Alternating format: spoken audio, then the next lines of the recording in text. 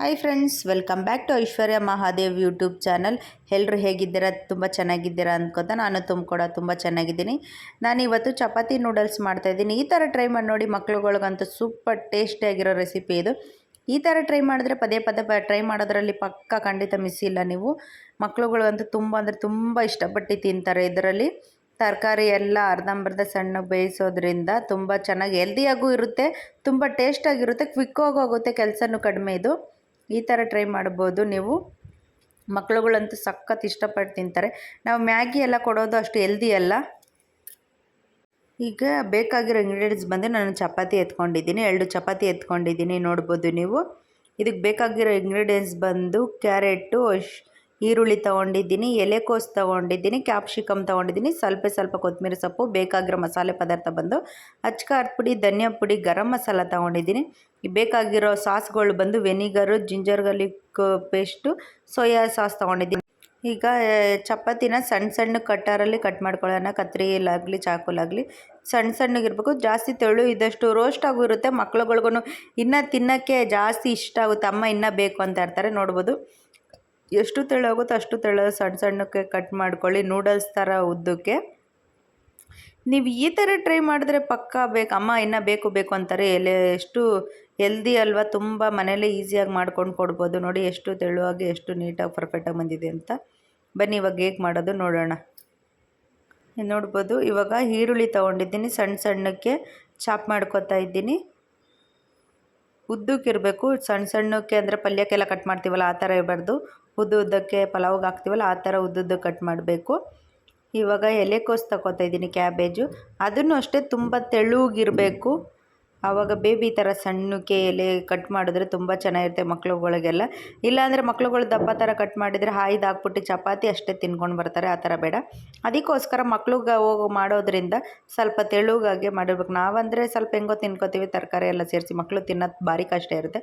ಮಕ್ಳುಗಳಿಗೋಸ್ಕರ ಮಾಡೋದ್ರಿಂದ ಸ್ವಲ್ಪ ನೋಡ್ಕೊಂಡು ಮಾಡಬೇಕು. ಇವಾಗ ಕ್ಯಾರೆಟ್ ತೊಗೋತಾ ಇದ್ದೀನಿ. ಕ್ಯಾರೆಟನ್ನು ಅಷ್ಟೇ ತೆಳುವಾಗಿ ಕಟ್ ಮಾಡೋಣ. ಅದನ್ನು ಅಷ್ಟೇ ಉದ್ದುದ್ದು ಕಟ್ ಮಾಡಬೇಕು. ನೋಡ್ಬೋದು ನೀವು ಎಷ್ಟು ತೆಳು ಬರುತ್ತೋ ಅಷ್ಟು ತೆಳುವಾಗಿ ಮಾಡಿದ್ರೆ ಅದು ಆಲ್ರೆಡಿ ಅದೆಲ್ಲ ನೀಟಾಗಿ ಆಯಿಲಲ್ಲಿ ಫ್ರೈ ಮಾಡೋದ್ರಿಂದ ಮಕ್ಳುಗಳಿಗೆ ಹಾಯಾಗಿ ಸಿಗಲ್ಲ ಅಲ್ವಾ. ಅದಕ್ಕೋಸ್ಕರ ಮಕ್ಳಿಗೋಸ್ಕರ ಮಾಡೋದ್ರಿಂದ ಸ್ವಲ್ಪ ತೆಳುವಾಗಿ ನೋಡ್ಕೊಂಡು ಮಾಡಬೇಕು.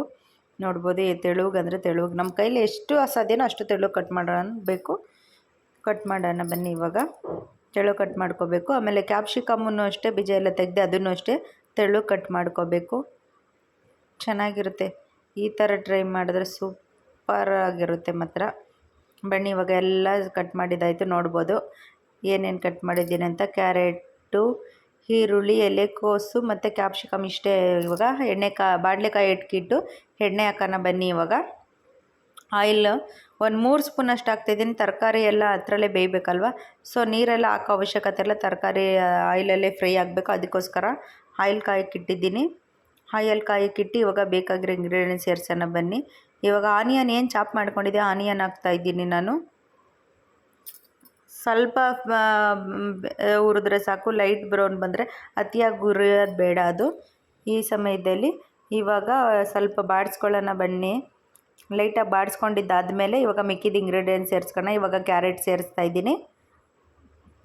ಯಾವುದೇ ಪದಾರ್ಥ ತರಕಾರಿ ಆಗಿದ್ರೂ ಜಾಸ್ತಿ ಹುರಿಯೋ ಅವಶ್ಯಕತೆ ಬೇಡ. ಇದರಲ್ಲಿ ಸ್ವಲ್ಪ ಲೈಟಾಗಿ ಬಂದರೆ ಸಾಕು, ಒಂದು 50% ಬೆಂದರೆ ಸಾಕು. ನೋಡ್ಬೋದು ಈ ಸಮಯದಲ್ಲಿ ಕ್ಯಾಪ್ಸಿಕಮ್ ಸೇರಿಸ್ಕೊತಾ ಇದ್ದೀನಿ ನಾನು.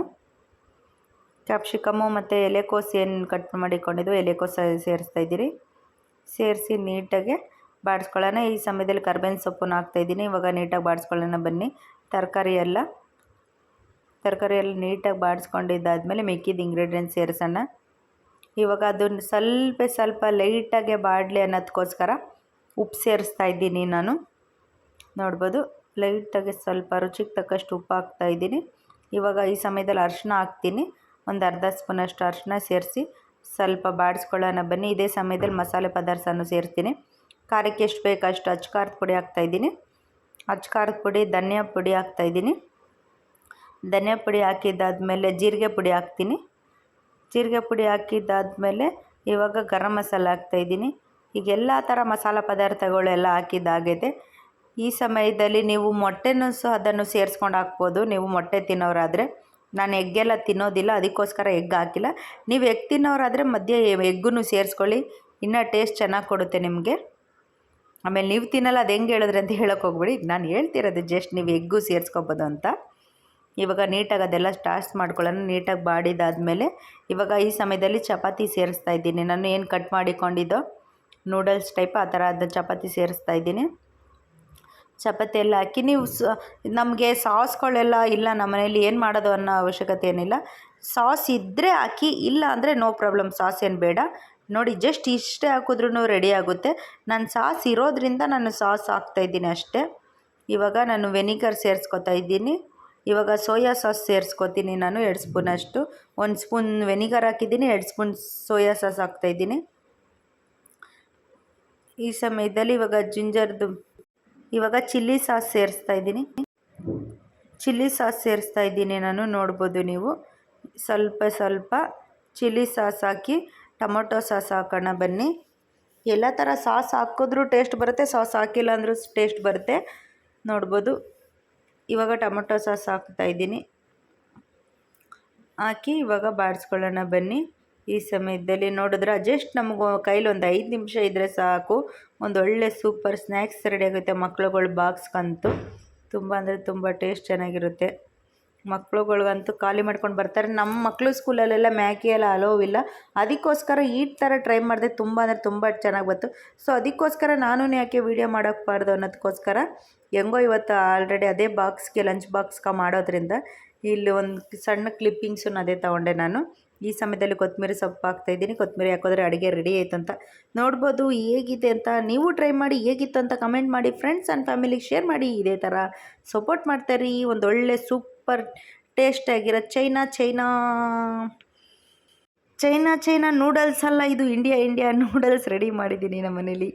ನೋಡ್ಬೋದು ಸೂಪರ್ ಅಂದರೆ ಸೂಪರಾಗಿತ್ತು ಟೇಸ್ಟ್ ಅಂತೂ. ನೋಡೋಣ ಬನ್ನಿ ಇವಾಗ ನಾವು ಟೇಸ್ಟ್ ಮಾಡೋಣ ಹೇಗೆ ಬಂದಿದೆ ಅಂತ. ನಾವು ಆಲ್ರೆಡಿ ಟೇಸ್ಟ್ ಮಾಡಿದ್ವಿ, ನಿಮಗೋಸ್ಕರ ವಿಡಿಯೋ ಮಾಡಾಕಿದ್ದು. ನೋಡ್ಬೋದು ಇದೇ ಥರ ಮತ್ತೆ ಹೊಸ ಯಾವ್ದಾರ ವಿಡಿಯೋ ಬೇಕು ಅಂದರೆ ಕಮೆಂಟ್ ಮಾಡಿ ಪ್ಲೀಸ್. ಆದಷ್ಟು ಟ್ರೈ ಮಾಡ್ತೀನಿ ಮಾಡೋದಕ್ಕೆ ಹೊಸ ರೆಸಿಪಿಗಳನ್ನ. ನೋಡಿ ಹೇಗಿತ್ತು ಅಂತ ಕಮೆಂಟ್ ಮಾಡಿ. ಎಲ್ಲೂ ಹ್ಯಾಡ್ ಸ್ಕಿಪ್ ಮಾಡ್ತೀರಾ ನೋಡಿ, ಸಪೋರ್ಟ್ ಮಾಡ್ತಾರೆ ಇದೇ ಥರ. ನೋಡಿ ಸೂಪರ್ ಅಂದರೆ ಸೂಪರಾಗಿರುತ್ತೆ ಮಕ್ಳುಗಳ್ಗಂತೂ ಫ್ರೆಂಡ್ಸ್. ಇದು ಸೂಪರ್ ಅಂತ ನಾವು ಬ್ಯಾಟಿಂಗ್ ಮಾಡಿದ್ದಾಯಿತು. ಇನ್ನೇನಿದ್ರು ನೀವು ಟ್ರೈ ಮಾಡಿ, ನಿಮ್ಮ ಮನೇಲಿ ಹೇಗಿತ್ತು ಅಂತ ಕಮೆಂಟ್ ಮಾಡೋದು ಒಂದೇ ಬಾಕಿ ಇದೆ. ಓಕೆ ಫ್ರೆಂಡ್ಸ್, ಇದೇ ಥರ ಹೊಸ ವಿಡಿಯೋಗಾಗಿ ಮತ್ತೆ ಮುಂದಿನ ಬ್ಲಾಗಲ್ಲಿ ಸಿಗೋಣ. ಓಕೆ ಬಾಯ್, ಟೇಕ್ ಕೇರ್, ಬಾಯ್.